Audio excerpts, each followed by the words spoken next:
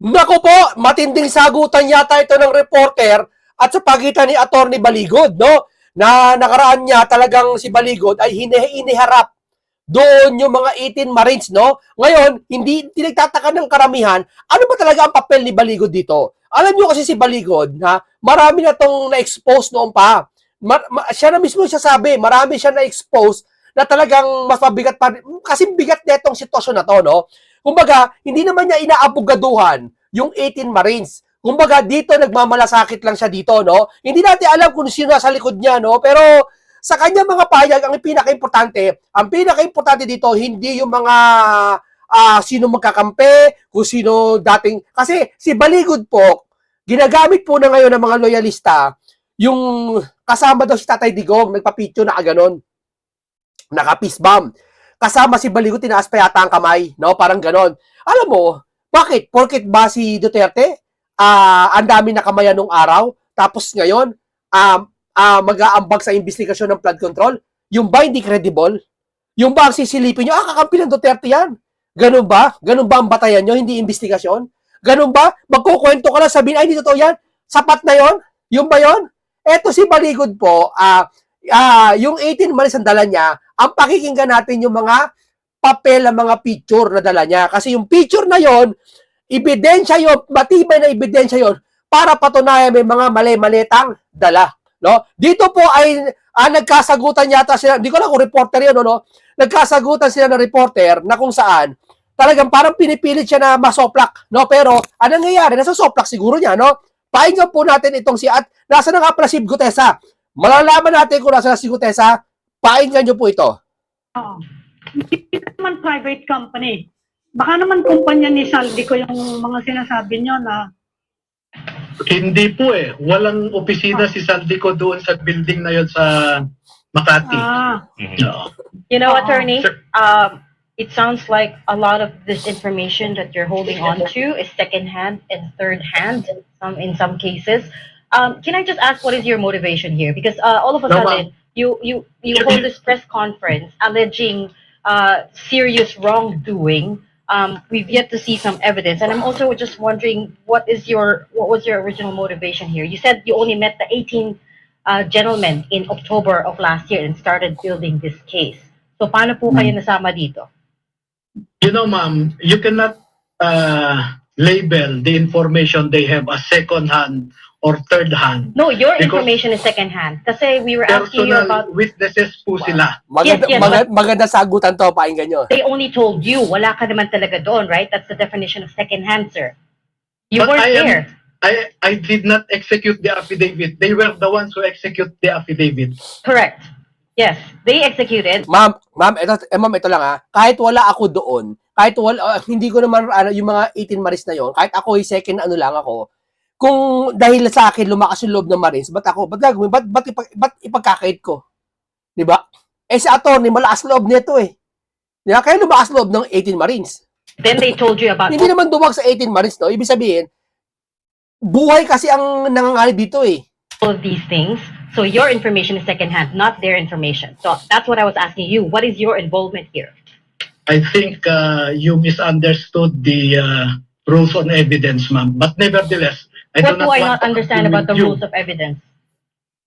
Yes, What do I not understand about the rules of evidence? for describing their statement or my statement as second hand. It's not second hand. You weren't there, right? As you said, you Bakit ganyan ka magtanong, ma'am? Parang ano no, nadaman nyo? Yung tanong ni ma'am, parang pinipilit niya soplakin si sir, pero parang hindi magawa. Alam mo, dapat mag-professional po tayo ng ganyan. Kasi, nagkakaroon doubt yung tao eh. Imbis na yung tao, makapakinig ng hindi galit, kasi di ba sabi ko nga sa Biblia may sinasabi na, kapag ang isang tao ay nagsasalita ng masasakit na yung tono rin ng panalita, umahatak ng galit yan, di ba? Dapat mahinahon tayo. You weren't there when all of these things were going on, when they were withdrawing the money, Do you giving know the money to about- somebody do else. you They know were the all meaning told to of, you. Do you know the meaning of independently relevant statement? Okay, so that's what I'm also trying to get at. What is your involvement here? Bakit kayo nasama dito? You're not a prosecutor. You're not. Are you a lawyer for some of these Marines? Alam nyo, ma'am, bilang isang Pilipino, meron akong obligasyon na mahanap natin ang katotohanan at katarungan dito sa pagnanakaw ng Sir, pera Sir. sa kabad ng bayan. Oh, you don't have to tell me Okay, that. you asked We are about also my trying to get to the motivation. bottom of things. Ay, patapusin, sir. Ano ka ba naman, ma'am? Patapusin niyo muna si attorney. Oo, kami din. You asked about my motivation, no? Mm. Alam niyo po, noong 2013, ang advocacy ko ay Okay. anti-corruption at ako ang nag-expose sa PDAP scam. Mhm. And Ben Harloy was one of my witnesses. Kinasuhan ko ang 14 na senador, 198 na congressmen at 5 cabinet secretaries. Okay, yeah. Pangalawa, Mm. yung mga pag-aabuso ni Teves sa Negros.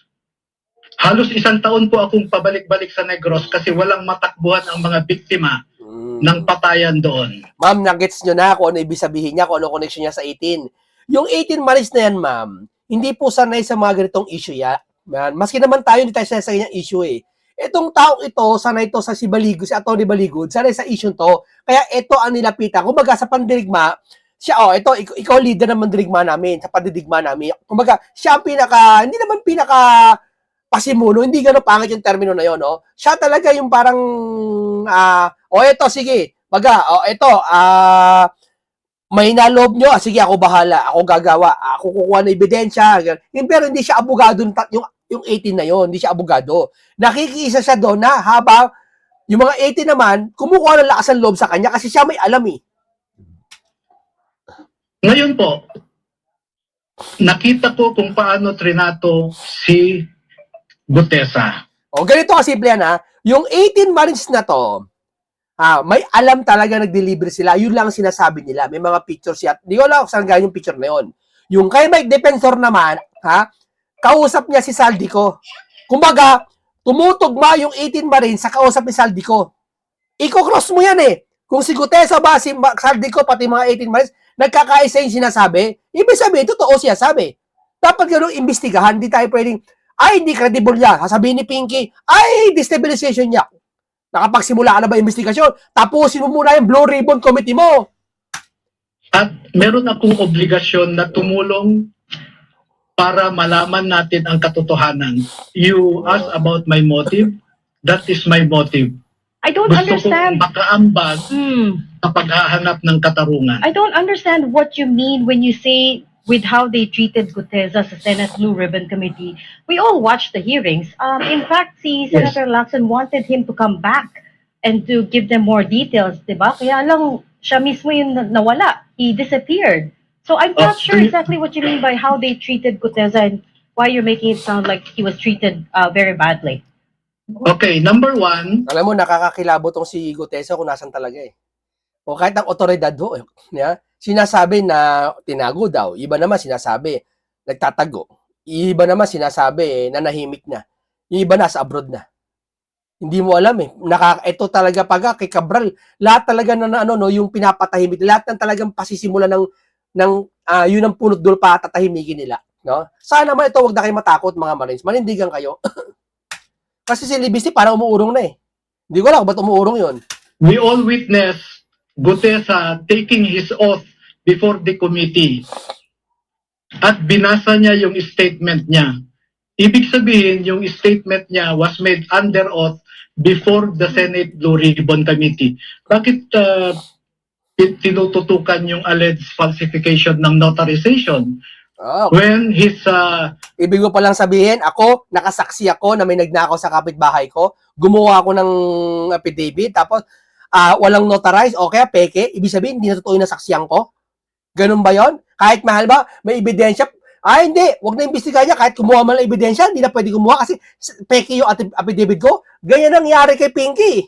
Kaya napakawalang yan, dapat talaga, kay Senator Rodante Marcoleta na yan eh. Oath before the committee was already equivalent to a notarization. No? Pangalawa, sinasabi mo na nawala si Gutesa dahil hindi na siya nagpakita, pinapahanap ni Senator Lacson. Alam niyo po ba kung bakit siya nawala? Was it Hmm. on his own volition na hindi siya nagpakita? Ang sabi sa nakakontak sa pamilya nila ay itinago siya ng mga merong interest na pagtakpan ng katotohanan. Actually, yun nga, tinatanong ko, attorney, kung nasa na si Orly Gutesa. Hindi ba narinig, ma'am? Kasasabi lang? Tinago siya? Hindi nga rin niya alam, ano, ma'am? Sinabi ni Senator Lacson actually na yung sworn statement niya before the Senate Blue Ribbon will stand kasi nga, ayun na nga, sworn statement. Hindi na daw kailangan gamitin yung statement na merong whatever forged notary or whatever. Uli na lang yan si Lacso, uli na lang yan si Pinky. Na dati talaga, ay, di credible yan, peki, sigote, peki, notaryo. O na nalaman niya, hindi nagpapakita, biglang kabig. Oh, nakapanumpa naman eh. Ganyan niya, ganyan. Ang dahil pinapaputok ng Pinky na yan eh. Okay na Yan ang dahilan kung ba't di umuusad ang investigasyon. Yung matandang yan. Oo. daw yung kanyang sworn statement sa Senado. Sinabi niya yon. So, ngayon, kung ang tanong ko ngayon, since you are forwarding these statements to the Ombudsman, ano exactly yung nature ng ipafile yung complaint at sino yung pafilean nyo? Kasi you're saying na dapat Wala munang papailan, binubunyag lang muna. hindi pinondohan ni Saldico yung mga operation dito nung sinasabi niyong mga foreigner who turned out to be ICC prosecutor. Sino yung balak niyong filean at ano yung nature ng ipafile nyo? Kung sakasakali lang. Well, una, bibigyan po natin ng pagkakataon si Ombudsman Remulla to Yes. Nawawala yung ano niya, signal. We lost the line Oh, again. nawala. Apologies for that. Babalik yan. O yun ang sinasabi. Saka, isa pang tanong dyan, Ed. Ayan na. Okay, Hey, back, bumalik sir. na si attorney ulit. Hi, attorney. sorry po Oh, thank you for coming back. napuputol Pakituloy eh. lang pa. Pakituloy lang pa.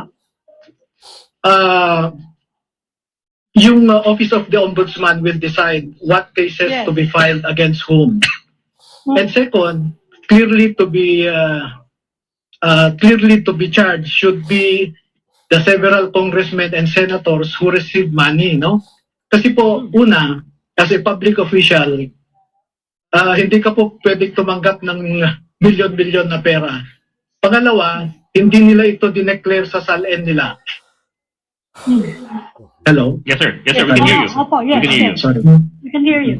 Oo. Mhm. At marami pong violations ito, no? Yung sa Republic Act 3019, Republic Act 6713. Mhm. Mhm. Sir, to that point that you're making right now, tama ba? Wala, The wala. affidavit? So, Nawala The ulit. line is very Nag-ano yung unstable. connection eh. Yeah. we hope he can come Apologize back. for that. Oh. Maybe we could try him one last time, then let him go since the line is very shaky. Mhm. Ami, you can see naman pag nakabalik siya, no? Ayan, bumalik na Okay, siya. okay. Bumalik na siya. Sir, Okay na. anyway, Okay. you Sorry mentioned... po, we can hear you, maganda sir. naman ang Opo, signal ko opo. dito pero napuputol. Yes, sir. But we appreciate you Okay. coming back. Sir, let me ask you lang about Sinasabutay na yata ng kalaban. the affidavit that they signed. Of course, it does include members of Congress and the Senate who allegedly received maletas, some medium, some large, and so on down the line. Tama ho ba ang intindi ko na some of these congressmen include Raul Manuel, Arlene Brosas, Franz Castro, and Laila de Lima? Yes po. Oo. Oo. Ang basis po kasi ng mga sundalo na ito, pag nagmi-meeting po sila, Hindi, yung kay Dilima ata nagkamali yata, no? Pero hindi dahil sa nagkamali siya, hindi na totoo yung mga statement ng mga sundalo. Yan ang hirap sa atin eh. Ika niya, may mali kang isa, ibig sabihin mali lahat. Hindi ganun yun. Kaya nga niya inamin yung mali isa, ibig sabihin, may genuine eh. Ibig sabihin, kung talaga mag-iimbento, hindi niya naamin na may mali siya. O, di ba? Ibig sabihin, kinokorek na lang yung, maaaring may nasama doon, si Dilima, pero ngayon, hindi na mababalitaan nyo rin yata nyo. Unit 8 and 9, no? Mhm. As I said, ang naging sistema ni Saldico, nagdadala siya ng isang sasakyan na nandun yung mga pera, no? Mhm. nasanay na nga kasi, walang sumisita, walang nag-iimbestiga. Nasanay sila, ewan ko kung gaano kahabang panahon na lang ginagawa yan, di ba? Malay mo, sa panahon pa ni Duterte, hindi na nalalaman, di ba? O so, ibig sabihin ba, sa panahon ni Duterte, pag nagagawa yan, may kasalanan ni Duterte? Hindi O, di ba? Hanggat hindi involve yung tao na yon, yung presidente, dun sa ginagawa niya, walang kasalanan ng presidente doon. May kapabayaan, oo. Di ba? Pero ito, iba tong sitwasyon ngayon. Di ba? May big fish talagang tutukuyin. At kasama niya itong mga security personnel na ito. Mhm. And if you have seen units 8 and 9 in Polo Club Townhouse, yung parking area doon nasa tapat lamang ng units 8 and 9. At nakikita nila na yung dinala nilang pera, no? Kung ano man ang lalagyan niyan, paper bag or whatever, paglabas ng mga nag-uusap doon ay bit-bit na nila kasi yung the same Yes, sir.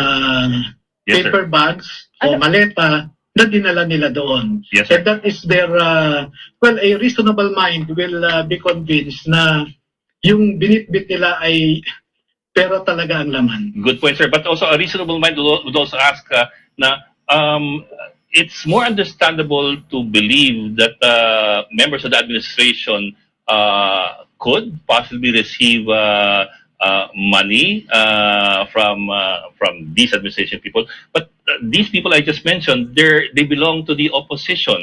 They're not part of the administration. In fact, kasama sila sa nag-file ng impeachment complaints against not just Tab Duterte but Bongbong Marcos.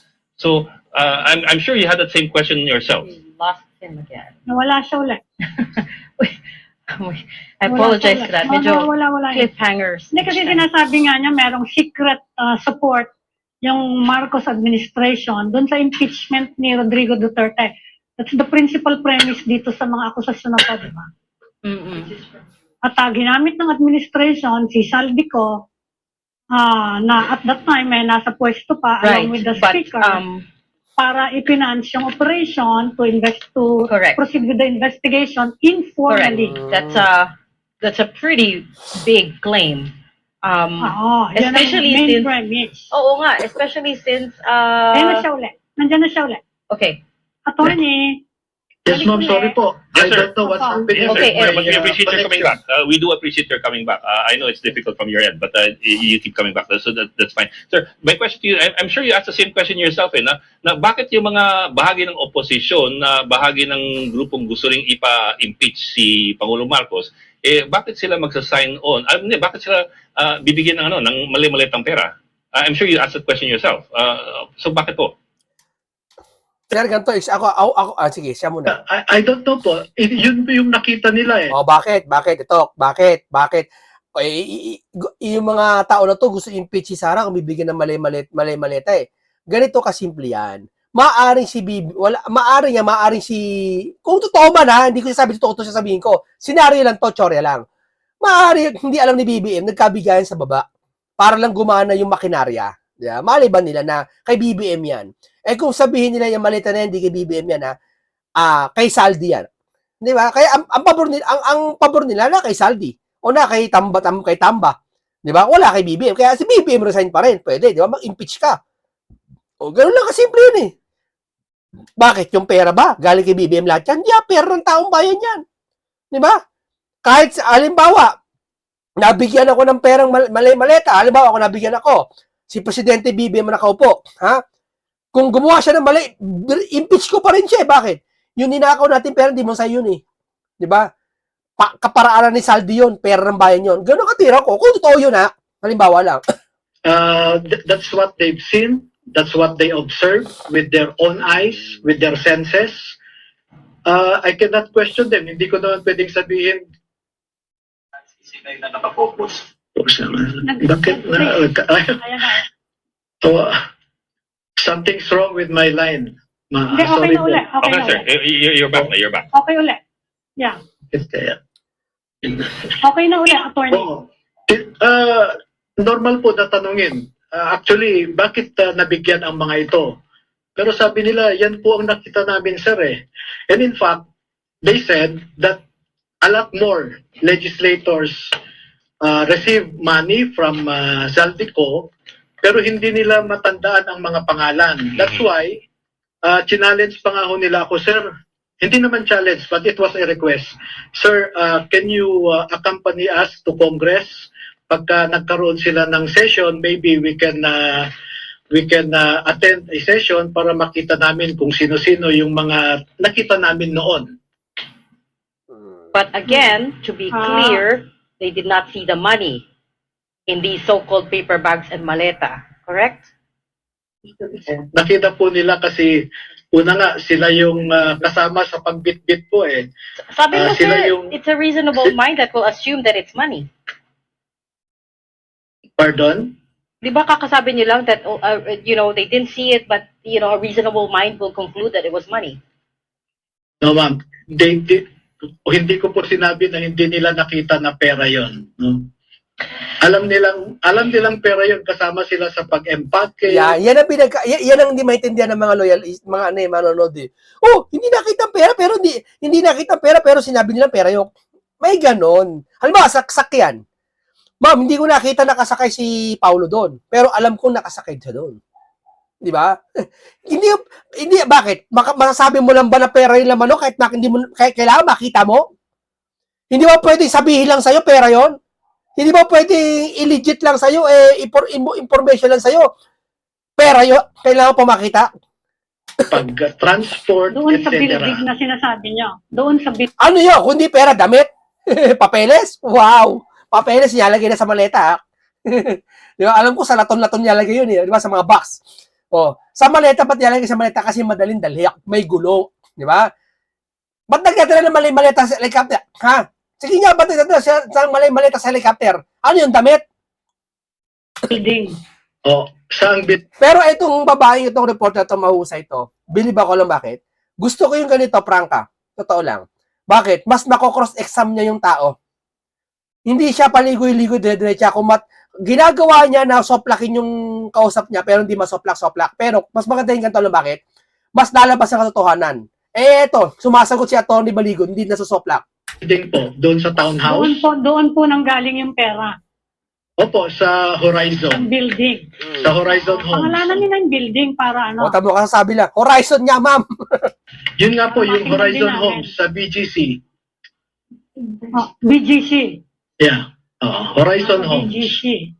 Oo. I don't know if that answers your question, Ed.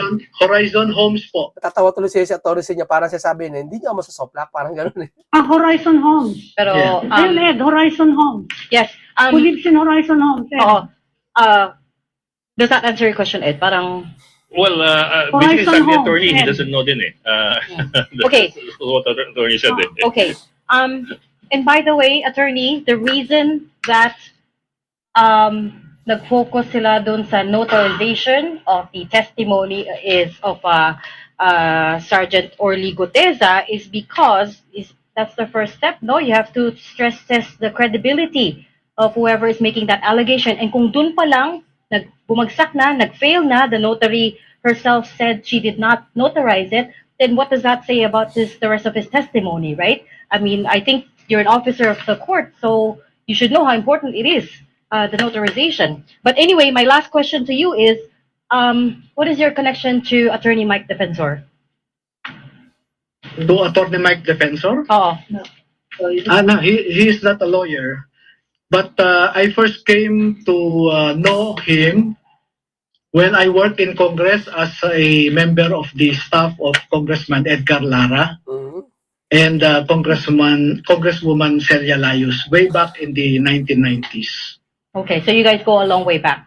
Yeah, and then second, after I was able to talk with these soldiers, I deemed it necessary to inquire with him what happened to Gutesa, so that I also know how to take care of these former soldiers.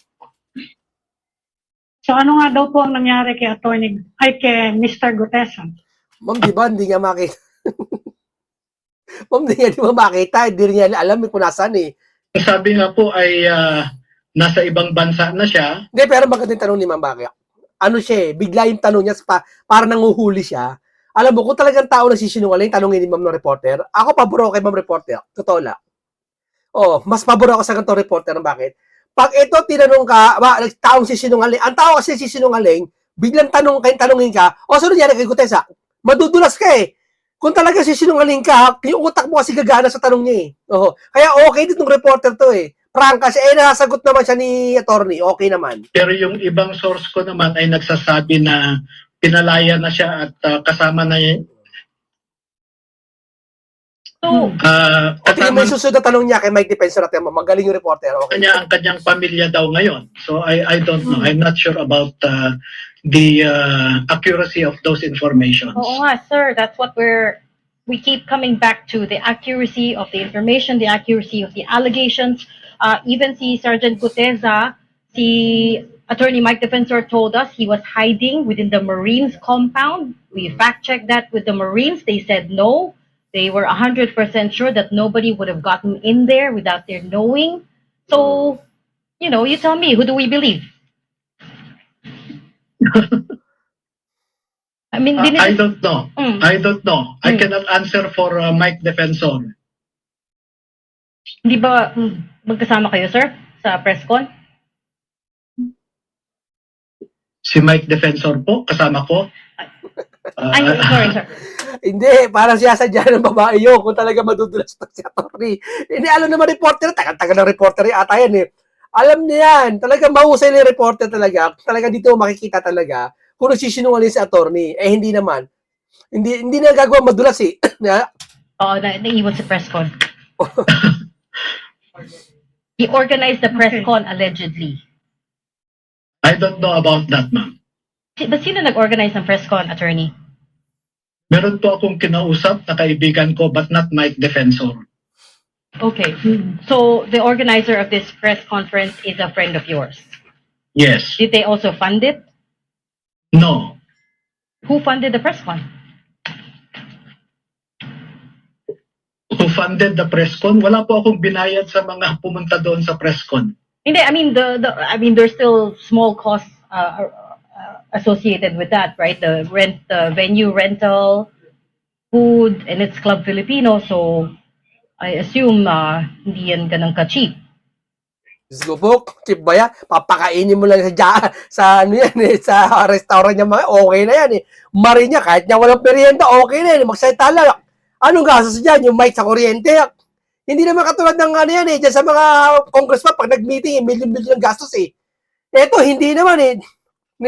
Pupunta lang, sasakyan lang. Sila na bahala sa gasolina pa. O kaya, may sasakyan silang ban, akila lang eh. Kailangan bang pondohan yan? O baka ang tanong mo sino nagbayad sa mga yan? Parang gusto mo lang manghuli. Parang gano'n, di ba? Pero okay yung tanong mo, okay yan. As my friend who arranged bakit ganito? Ayan.